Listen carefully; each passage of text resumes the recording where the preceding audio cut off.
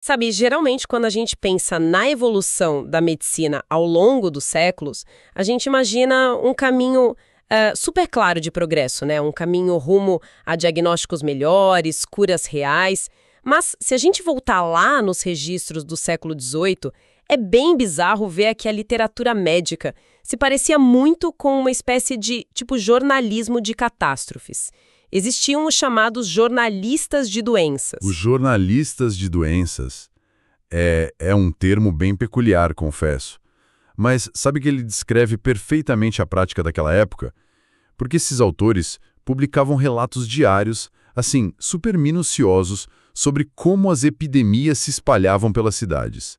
Eles faziam a contagem exata dos mortos. Nossa, uma coisa bem macabra, né? Sim, bem macabra. Eles descreviam o sofrimento físico, o desespero das famílias. O foco era puramente na observação do sintoma, do dano em si. Quase não havia espaço naquelas publicações para discutir como frear aquilo ou, sei lá, falar sobre uma possível cura. O relato meio que começava e terminava na tragédia. Mas, felizmente, hoje, tantos séculos depois, o cenário é outro na medicina. Nós temos jornalistas de saúde, a gente lê cadernos inteiros sobre prevenção, qualidade de vida, pesquisa sobre novas vacinas e tratamentos de ponta. O foco mudou organicamente de apenas catalogar o sintoma para buscar a solução. Só que, e aqui é que a dinâmica fica super interessante para o nosso mergulho de hoje, quando a gente olha para os conflitos globais contemporâneos, a grande mídia parece que ficou travada lá no século XVIII. Pois é. Nós ainda consumimos um jornalismo de doenças quando o assunto é guerra.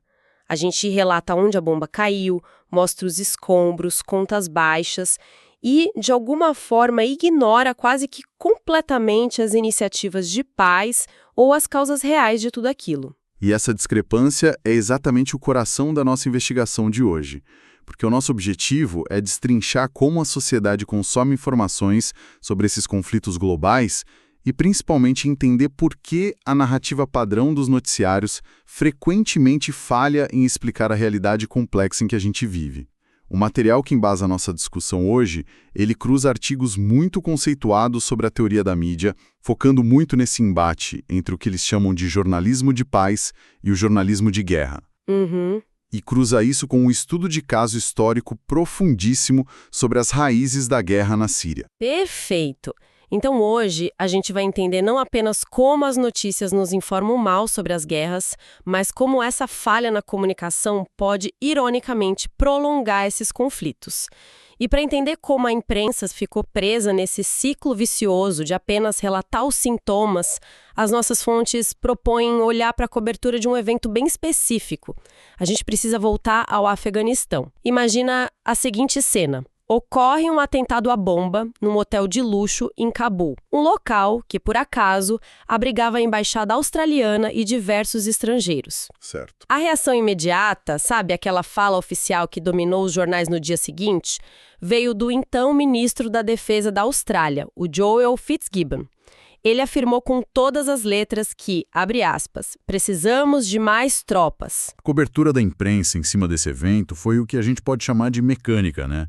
Os jornais e canais de TV responderam ali super rápido aquelas 5 perguntas clássicas do jornalismo. Quem fez o ataque, o que aconteceu, onde foi, quando e como. O beabá da redação. O beabá, exatamente. Esse é o manual prático. Só que, ao entregar apenas essas peças isoladas do quebra-cabeça, uma peça vital, e talvez a mais importante de todas, simplesmente desaparece. Que é o porquê. Nossa, sim. Porque o Talibã ainda tinha capacidade operacional para fazer aquilo. Porque uma parcela da população civil dentro do Afeganistão ainda oferecia suporte a eles. Porque omitir esse porquê cria um vácuo imenso na compreensão de quem está em casa assistindo ao jornal. E os textos que a gente leu trazem uma citação do romancista Gore Vidal que ilumina muito bem o que acontece na cabeça do público quando esse porquê é omitido. Ele dizia que nós fomos condicionados a acreditar que os inimigos do Estado agem por uma espécie de, as palavras dele, malignidade sem motivo. Malignidade sem motivo, perfeito. Como se eles simplesmente acordassem de manhã, olhassem para o espelho e decidissem ser maus porque sim. E se a violência nos é apresentada sem nenhum motivo estrutural, histórico ou político, o nosso cérebro logo infere que os perpetradores são seres totalmente irracionais. E bom, se eles são completamente irracionais, não faz o menor sentido tentar qualquer tipo de diálogo ou negociação, certo? Exatamente. A lógica que se instaura é essa. Se a premissa vendida é a irracionalidade absoluta, a única resposta que sobra para a sociedade aceitar e até apoiar cegamente é mais violência. É o terreno perfeito para validar aquela solução rápida do ministro de enviar mais tropas. Mas as nossas fontes trazem um relato que quebra essa narrativa simplista ao meio. O material detalha a experiência da Patrícia Garcia, que é uma trabalhadora humanitária com anos de experiência de campo. A história dela no Afeganistão é fascinante e trágica ao mesmo tempo, né? Ela estava lá liderando projetos de desenvolvimento comunitário. O objetivo era criar alternativas reais de renda para os agricultores, substituindo a produção de papoula, que gera o ópio, por outras culturas. Era um trabalho bem de base mesmo. Trabalho de formiguinha. Isso. Mas ela acabou precisando deixar o país. E o que chama a atenção não é que ela fugiu por causa dessa maldade sem motivo dos insurgentes, mas sim porque a própria presença da ajuda humanitária se tornou um alvo. E tudo por causa da forma como o ecossistema internacional operava lá dentro. Ela descreve os trabalhadores das ONGs circulando por vilarejos paupérrimos em comboios fortemente armados dentro de carros 4x4 super luxuosos. Isso deve ter criado um abismo visual e social gigantesco lá, não? Criou um abismo e, o que é pior, transformou o veículo, que deveria ser o símbolo de ajuda e esperança, em um símbolo ambulante de ressentimento, de desigualdade. A Patrícia observou que a verdadeira batalha no Afeganistão, que era a batalha por conquistar os corações e mentes das comunidades rurais, estava sendo perdida de forma drástica, todo santo dia. E o motivo central era estrutural. As forças militares internacionais se recusavam a coordenar os seus esforços com os projetos humanitários. Nossa, mundos totalmente separados, então. Mundos separados. A missão militar e a missão de desenvolvimento não se falavam. A dinâmica no todo do Governo piorava a situação no chão. O material cita como o então presidente, o Hamid Karzai, ficava numa posição insustentável. Porque quando as tropas da OTAN ou dos Estados Unidos atingiam civis acidentalmente em ataques aéreos, o Karzai demonstrava estar literalmente impotente para impedir ou punir os responsáveis. E as fontes detalham como isso gerava um ciclo que se retroalimentava. Com certeza. A falta de autoridade do presidente enfraquecia as instituições, o que diminuía a segurança nas ruas.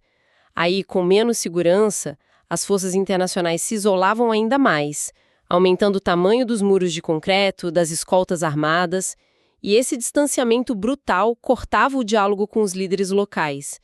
Esse ressentimento, no fim das contas, era o combustível perfeito para alimentar a insurgência. É um diagnóstico muito mais profundo do que aquela velha desculpa de eles nos odeiam por causa da nossa liberdade, percebe? Muito mais. O relato da Patrícia mostra que o conflito tinha raízes na forma desastrosa como a intervenção foi conduzida, e não apenas em ideologias radicais. E a grande questão que a teoria da mídia levanta aqui é: por que nós raramente ouvimos vozes como a dela no telejornal das 8? E a resposta está no conceito de jornalismo de guerra. Ah, claro. Porque existe uma pressão econômica e política brutal dentro da indústria de notícias para focar no que eles chamam de fontes oficiais. Presidentes, ministros da defesa, generais. Na academia, essa prática é chamada de indexação. É uma estratégia deliberada para a emissora evitar parecer tendenciosa aos olhos dos anunciantes e, claro, do grande público. A lógica é: se o general falou, é o oficial. Mas, espera aí, vamos olhar para o outro lado da moeda por um instante, fazer um pouco o papel de advogado do diabo aqui. A gente não pode culpar apenas a mídia de forma isolada, pode? No fim das contas, a indústria de notícias não está apenas entregando o que o público clica e consome, porque fatos crus, sabe? A bomba que explodiu ontem, o prédio que caiu, a fala forte do ministro. Isso vem de muito mais jornal do que, debates teóricos sobre desenvolvimento comunitário ou estratégias agrícolas. Faz sentido. E, além disso, as fontes falam sobre a metáfora do cabo de guerra. Se o noticiário enquadra um conflito como um jogo de soma zero, um cabo de guerra entre o lado A e o lado B, a política interna obriga os líderes a sempre adotarem um discurso agressivo. Nenhum político quer ser a manchete de amanhã por estar afrouxando ou perdendo a corda. A sua observação vai direto ao ponto das pressões de mercado. Sim, a mídia entrega fatos inegáveis. A bomba realmente explodiu. O problema crítico dessa abordagem do cabo de guerra é que, ao empacotar um evento de forma isolada e omitir o contexto de longo prazo, a violência passa a ser enquadrada como a sua própria causa. Entendi. O telespectador entende que a bomba de hoje caiu por causa da bomba de ontem. E isso, na cabeça dele, exige a bomba de amanhã. É uma lógica circular que serve perfeitamente para legitimar a expansão da violência estatal e dos orçamentos militares. Funciona maravilhosamente bem como modelo de negócios para canais de notícias de 24 horas, mas é um desastre absoluto para qualquer tentativa de resolução real de conflitos. O que nos leva diretamente à solução teórica proposta por esse material, o chamado jornalismo de paz. A premissa aqui é, basicamente, abandonar esse formato de ringue de boxe e adotar uma postura de investigação profunda, dar voz às bases e não apenas às elites burocráticas, além de expor as violações cometidas por todos os lados envolvidos, não apenas pelo inimigo da vez. O pesquisador Johan Galton criou 2 perguntas que servem como uma bússola para esse modelo. Ele sugere que, diante de qualquer conflito, o jornalista deveria sempre perguntar sobre o que é, essencialmente, esse conflito e quais poderiam ser as soluções viáveis. E são perguntas que parecem incrivelmente simples, não acha? Demais. Mas elas têm o poder de desmontar discursos oficiais inteiros se forem aplicadas com rigor. As fontes ilustram isso com o exemplo das declarações do George W. Bush antes da guerra do Iraque. Se a mídia, operando no modelo de jornalismo de guerra, pergunta ao líder americano sobre o conflito, a resposta é a que conhecemos. Esta é uma luta entre o bem e o mal. E a solução lógica consequente. Temos que esmagar o mal. Claro, faz todo sentido nessa lógica. No jornalismo tradicional, a entrevista termina aí. Vira manchete e pauta os debates. Só que um jornalista operando sobre a ótica da paz não aceitaria esse maniqueísmo como ponto final.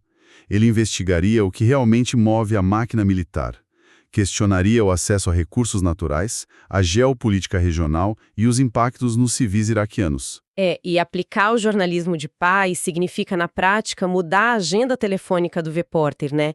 Significa ligar para pessoas como Najib Lafray, que é mencionado nos textos. Ele é um professor nativo do Afeganistão e o tipo clássico de líder de base. Um cara que possui projetos desenhados para a reconstrução de comunidades, focando em transparência, infraestrutura local, mas vozes como a dele são sistematicamente espremidas para fora do urânio nobre porque não vestem a farda oficial do Estado. Exatamente. Agora, lendo essas teorias, eu me deparei com um conceito da teoria da recepção que me deixou muito intrigada. O texto cita o Walter Cronkite, aquele famoso âncora americano que terminava todos os jornais dizendo "é assim que as coisas são". Como a teoria da recepção desconstrói isso na prática? Porque a notícia não é uma rua de mão única, certo? Se quem está no sofá decodifica a informação usando a sua própria bagagem cultural e política, como um jornalista pode sequer tentar falar sobre as causas raiz da violência sem que o público o acuse de estar militando ou defendendo uma agenda oculta? Olha, a teoria da recepção explica exatamente isso. A notícia que sai da boca do âncora não é a mesma notícia que entra na cabeça de quem assiste. Se uma reportagem mostra um grupo de pessoas incendiando um pneu, parte do público vai decodificar aquilo como vandalismo injustificável, enquanto outra parte vai ler como resistência legítima. Tudo dependendo das inclinações políticas prévias daquela pessoa. O desafio do jornalismo de paz é imenso justamente por isso. O texto aprofunda essa dificuldade usando uma citação excepcional da pesquisadora Gay Tuchman. Ela afirma que a aceitação das convenções de representação jornalística, como se fossem fatos absolutos, deixa a nossa percepção da realidade altamente vulnerável à manipulação. Trocando em miúdos, nós, como sociedade, a gente se acostumou tanto com o teatro da notícia, sabe?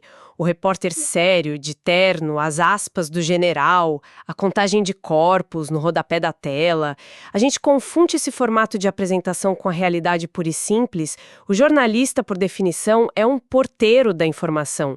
E se esse porteiro só abre a porta para os donos do poder sob a desculpa de manter a neutralidade, ele, na verdade, está distorcendo severamente o que a população consegue enxergar do mundo. Perfeito. A objetividade cega, ao ignorar o desequilíbrio de poder, torna-se cúmplice desse mesmo desequilíbrio. Nossa, sim. E, bom, já que as fontes insistem que não dá para entender a notícia de hoje sem ler o jornal de 50 anos atrás, o texto nos propõe um desafio prático bem interessante. Nós estabelecemos que o ciclo de notícias adora o estouro imediato da bomba e ignora o longo pavio que levou a ela. Então, se quisermos testar se a abordagem do jornalismo de paz realmente funciona para explicar o mundo, não podemos olhar para um conflito simples. A gente precisa aplicar essa lente em um lugar onde o pavio está queimando há um século, onde o porquê está enterrado sob camadas e camadas de caos arquitetado. E é isso que nos leva ao nosso estudo de caso: a Síria. E a Síria é o ambiente perfeito para desmontar a narrativa superficial da mídia. Para entender o que culminou nas imagens de cidades destruídas na última década, o estudo de caso nos força a recuar no tempo, recuar para a região que era chamada de Grande Síria. Durante quase 400 anos, sob a administração do Império Otomano, formou-se ali uma tapeçaria humana incrivelmente rica, muito complexa. Era uma população que cultivou um pluralismo real, convivendo com uma diversidade imensa de crenças religiosas e identidades étnicas no mesmo espaço geográfico. Essa convivência não era perfeita, claro, mas existia um certo equilíbrio, né? E o ponto de virada violenta acontece com o colapso do Império Otomano após a Primeira Guerra Mundial. A recém-criada Liga das Nações decidiu intervir e fatiar a região. A área que engloba o que hoje conhecemos como Síria e Líbano foi entregue como um mandato para a França. E a administração colonial francesa não tentou preservar aquele equilíbrio de antes. Muito pelo contrário, eles adotaram uma estratégia de Estado bem agressiva de fragmentação. Mas o que as fontes explicam sobre os motivos disso? Por que a França queria dividir ativamente uma sociedade que já estava sob o controle dela? É que o medo profundo dos franceses era o fervor do nacionalismo árabe. Naquela época, o movimento por uma identidade árabe forte, independente, era capitaneado predominantemente pela maioria da população, que era muçulmana sunita. Os franceses sabiam que se esse grupo majoritário se unisse em torno de um propósito de soberania, o controle europeu sobre as rotas e os recursos da região não ia durar muito tempo. Então eles implementaram a tática clássica imperial: dividir para conquistar. Eles começaram a fortalecer e armar sistematicamente as diversas minorias étnicas e religiosas com o objetivo super claro de diluir o poder demográfico e político dos sunitas. Isso parece uma receita muito óbvia para um desastre a longo prazo. O texto chega a analisar se os franceses sabiam que estavam plantando uma bomba relógio sectária ou se era apenas, sei lá, miopia política para resolver um problema de curto prazo. Porque a engenharia social que eles aplicaram foi muito drástica. As fontes destacam que eles focaram especialmente na comunidade alauíta, um grupo minoritário que historicamente sofria com extrema marginalização econômica e vivia majoritariamente em áreas rurais. A França abriu as portas das forças militares e policiais quase exclusivamente para eles. Quer dizer, eles entregaram o monopólio da Força Armada para uma minoria como forma de contrabalancear o poder natural da maioria. Sim, e a literatura aponta que foi uma manobra muito calculada, justamente para garantir a dependência contínua dessas minorias em relação à França. Mas as intervenções não pararam ali nos quartéis militares, sabe? Eles manipularam até mesmo as engrenagens religiosas locais. A inteligência francesa operou nos bastidores para pressionar o grande mufti sunita de Jerusalém, lá no ano de 1936, a emitir uma fátua, que é um decreto islâmico formal. Esse decreto teve o propósito específico de conceder reconhecimento religioso oficial à seita alauíta, validando eles de forma institucional. Tudo isso visava criar blocos de oposição consolidados e leais à França, que pudessem conter o ímpeto daquele movimento de independência. Caramba! E o resultado dessa interferência toda é que, quando a Síria finalmente conseguiu expulsar a influência europeia e conquistar a sua independência lá em 1946, eles herdaram uma nação estruturalmente, digamos, esquizofrênica. Não havia uma identidade nacional unificada possível ali.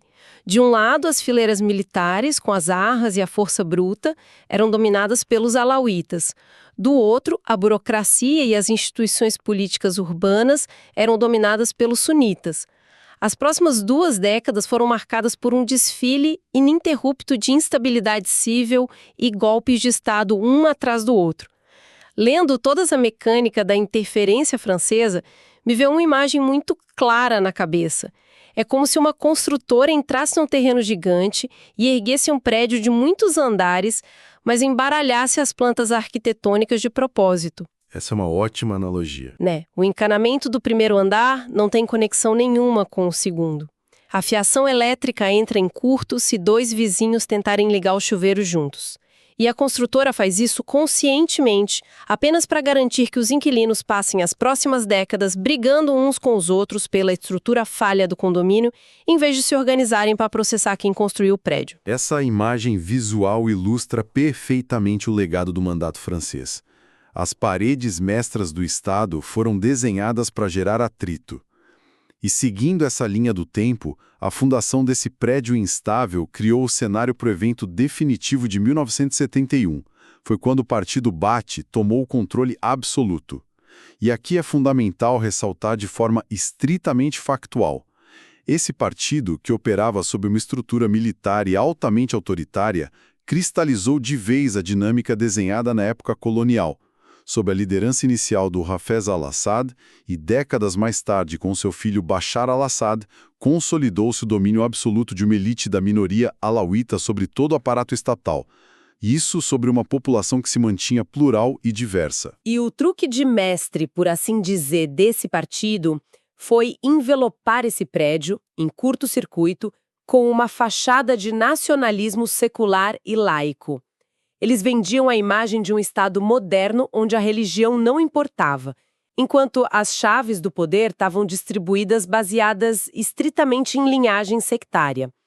Só que essa fachada exigia remendos constantes. A Constituição deles precisou abrir concessões severas ao peso da maioria, estipulando por lei, por exemplo, que o presidente da República deveria ser sempre de fé muçulmana. O que nos aproxima do colapso moderno. Quando e como as paredes desse prédio finalmente cederam e revelaram essas divisões que as manchetes da última década mostraram exaustivamente. Bom, o desmoronamento completo começou na esteira da Primavera Árabe, em 2011. O que se iniciou nas ruas com protestos populares exigindo o fim da corrupção, melhorias econômicas, reformas democráticas genuínas, acabou esbarrando num muro de concreto armado. A resposta da liderança de Assad foi o uso massivo e violento da força contra os manifestantes civis. Quando o sangue começou a correr nas ruas, aquela fachada secular derreteu. A guerra civil que se seguiu não foi apenas sobre governo e oposição. Ela findeu o país exatamente ao longo daquelas velhas linhas de falha étnicas e religiosas que haviam sido cavadas há quase 100 anos. E é olhando para esse cenário caótico pós-2011 que a teoria do jornalismo de guerra, aquele dualismo da TV que a gente conversou, simplesmente desmorona. Se a mídia depende de criar uma narrativa mastigada de mocinhos e vilões, sabe, um lado contra o outro, a Síria mostra que a realidade zomba dessa simplificação. O conflito ali não é um cabo de guerra entre 2 pessoas. Ele virou um cabo de guerra com 20 cordas diferentes sendo puxadas em direções totalmente aleatórias, por atores locais e internacionais, muitas vezes mudando de lado no meio do processo. Exato. A multiplicidade de atores transformou a Síria num tabuleiro de xadrez global muito sombrio. A análise das fontes detalha a complexidade dessa teia. Logo nos primeiros anos, países como o Catar e a Arábia Saudita canalizaram apoio financeiro e bélico para os grupos rebeldes sunitas, numa tentativa de conter a influência regional do Irã. Por sua vez, o governo de Assad foi sustentado e mantido no poder por uma coalizão formidável de interesses cruzados. Isso incluiu armamento da Rússia e da China, tropas do Irã e milicianos do Hezbollah, vindos do Líbano. É gente de todo lado interferindo. De todo lado. E, no meio desse fogo cruzado de potências estrangeiras, os grupos internos lutavam por sobrevivência. Os curdos sírios, por exemplo. Inicialmente, eles buscaram manter uma neutralidade para focar em estabelecer soberania autônoma lá no norte do país. Mas em pouco tempo eles se viram na linha de frente liderando o combate terrestre para erradicar o avanço do grupo extremista Estado Islâmico. Da mesma forma, as populações cristãs históricas viram-se fragmentadas. O apoio deles era frequentemente ditado muito mais pela classe socioeconômica e pelo desespero por proteção básica do que por qualquer ideologia religiosa. Nossa, o nível de complexidade geopolítica beira o insondável para quem acompanha apenas aquelas chamadas de 5 minutos na TV. Mas o resultado material dessa equação estruturada ao longo de um século inteiro é uma catástrofe humana que francamente desafia a nossa capacidade de empatia. Desde o colapso em 2011, os números são esmagadores. As estimativas mais conservadoras apontam para mais de 300 mil civis mortos. É muita coisa. Mais da metade de toda a população que existia na Síria foi forçada a abandonar tudo que tinha. Eles se espalharam como deslocados internos ou cruzando fronteiras como refugiados. Isso dá um peso avassalador à frase do então secretário-geral da ONU, o Ban Ki-moon, que as fontes resgataram. Ele disse: "A tragédia síria envergonha a todos nós." E é perante o peso dessa tragédia continuada que o método do jornalismo de paz se revela não como um exercício acadêmico idealista, sabe? Mas como uma urgência humanitária. Quando a gente aplica as perguntas do Galton, aquelas duas, sobre o que é o conflito e quais as soluções, a gente percebe que focar na destruição de um bairro em Alepo apenas pelo ângulo da pólvora não nos ensina absolutamente nada. Essa abordagem exige olhar impassivelmente para a totalidade dos atores, compreendendo as motivações históricas sem comprar propaganda de regimes estabelecidos, de grupos rebeldes patrocinados ou de potências imperiais. Entender a engenharia propositalmente defeituosa daquele prédio é o pré-requisito mínimo para começarmos a conceber uma reconstrução que não esteja fadada a desabar novamente. O que amarra perfeitamente toda a longa jornada que fizemos nesse nosso mergulho profundo de hoje. Nós partimos lá daquele século XVIII, questionando o modelo desgastado de focar apenas no número de mortos da epidemia.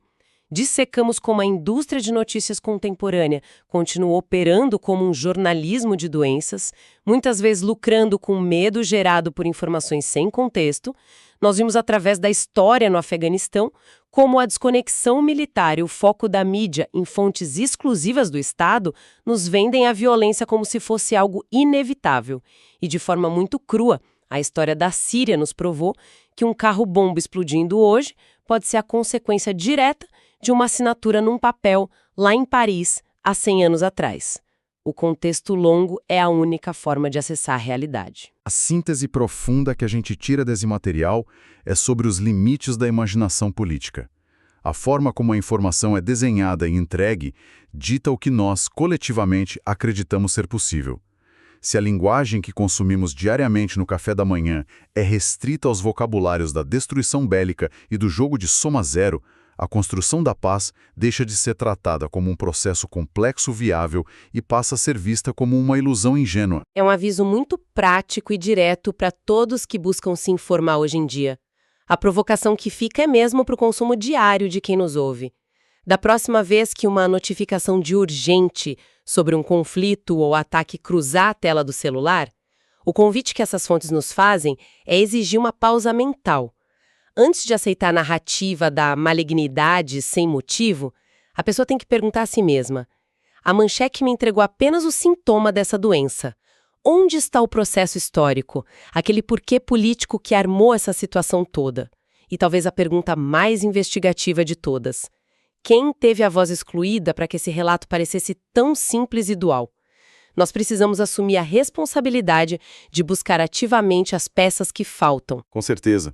Olhar para o espaço em branco da notícia, questionar ativamente o que o jornalista ou o algoritmo decidiu deixar de fora, isso se tornou tão crucial para compreender o mundo quanto ler o que de fato está impresso na primeira página. Não tenho a menor dúvida disso.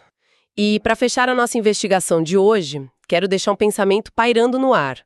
Algo que me atingiu com muita força depois de debatermos sobre esse papel do jornalista como porteiro das informações. Se grande parte da mídia evita buscar o contexto histórico e se apega desesperadamente apenas às declarações oficiais do governo e ao choque das explosões, apenas com o objetivo mercadológico de evitar que anunciantes os acusem de tomar partido, será que essa busca obsessiva e talvez irreal por uma suposta objetividade jornalística é, ironicamente, a ferramenta mais poderosa que está tornando o mundo cada vez mais violento? Fica a reflexão para levarmos para o resto do dia. Até a próxima!